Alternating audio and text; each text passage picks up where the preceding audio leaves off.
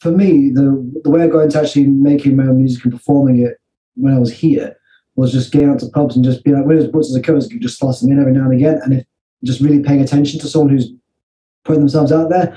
But I learned most of my lessons. This is why I class myself as a York artist in York, because that scene really welcomed me. And I lived there for 8 years, and I feel that city for me is like a second home. It's why I say I was hailing from Fleetwood and growing in York, because when I landed there, I found a scene that was willing to welcome a terrible Ed Sheeran lookalike who tries to play punk rock and folk at the same time, and they just embraced it, and they just were so nice to me and so supportive of me.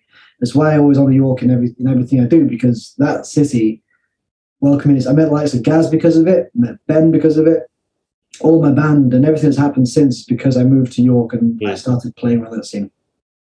Yeah, I mean, every time we've been to York, we've been to a few open mics and stuff like that, and it's just been brilliant. I know Vinny's great. Vinny Whitehead just did some great open mics at the Red Lion. Yeah, man. All the time. At one point, love that dude. He's off his head. Yeah, it's brilliant. I'll tell you a funny story about Vinny. Oh man! So when this was about 2017, 18. And I was going through a bit of a weird time. I was going through a bad breakup and stuff. This is more to Vinny's character, because he's a lovely dude. He is a lovely dude. He's a great drunk as well. So he's such a happy drunk. Such a happy drunk. Like, most people don't get that drunk and stay that happy. I mean, he just goes on through happy as Larry. He does. Long story short, I was contemplating quitting music, and Vinny's like, "What? Right, listen to this." We've had a fair few cans of Red Stripe. We've got a load of curries in front of us. He sticks on some song by Scroobius Pip. And he goes, "Listen, mate, you can do this, lad. You can do this. Drink some Red Stripe. You can do this." More Red Stripe's always the answer. Red Stripe and curries and listening to Scroobius Pip was being screamed at by a man from Hull's the way to go. Yeah, definitely. Was it just the scene in York being that support? Was it just that everyone, like the musicians, were supporting each other rather than fighting each other? Because something we found in here, which we really don't like, we try and stay away from, although we can't resist the occasional dig. Yeah, is that it seems to be people going behind each other's backs and lying and all this, and we don't want that. We just want people to succeed. Like, we don't want to take all the gigs. We want the gigs to be shared around with everyone, so that people can get into it, rather than being the kind of backstabby ego sort of. Oh man, there's one or two egos kicking around, but.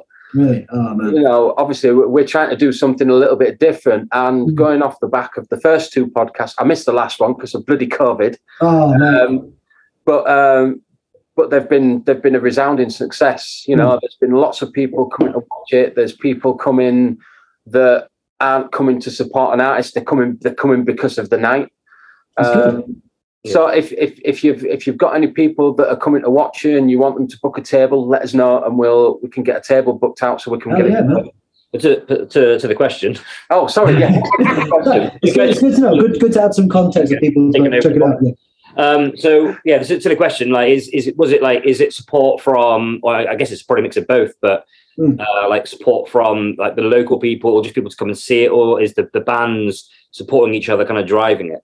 Wherever you go, you're always going to find some backstabbingness in every single scene. You see the scene in Nottingham, you see the scene in Worcester, London. It's all over the place. Oh yeah, definitely. But what does in York is there's not as much.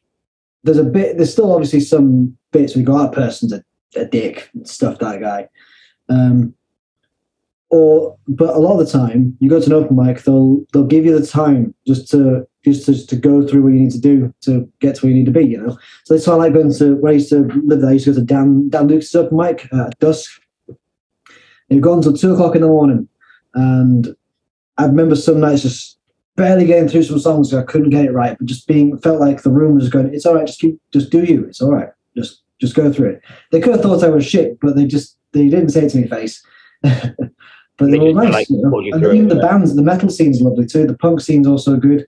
We're kind of like you. I think we're kind of like folky punk. So we'd love to kind of like rambunctious rock. We've been called. Yeah, rambunctious. That's a great word. Rambunctious. Great word. We kind of have that kind of like punky feel. So we'd love to get into the punk scene. That'd be mint. Oh man, literally, just to go out and play everywhere. That's all. We just enjoy what we do. You know, Yeah, like you, we just want to get out there and play music to people. That's the goal. The podcast. If we're in a room full of and there's like 20 people in there, one person goes away happy, then we've done our job. Exactly. That's a lot. That's a lot to be taken from that, because musicians coming up always think, I'm going to be the biggest thing since fucking sliced bread. I apologize for the swearing. It's been a long day. No, we do. Can we swear? No, you can swear all the time. Fantastic. Go fucking crazy, lad. Fan-fucking-tastic, lad. So what was a lot of musicians coming up when you're like 14 is the big rock star dream. It's like, I am going to play to millions by the time I'm 18. I'm going to be the biggest thing. It's like, no, that's not the fucking point. The point of playing music is to express yourself, to have fun and make friends. And if people want to support you to get to that extra level, fan-fucking-tastic. But end of the day, you've got to enjoy it yourself, and it's got to be honest.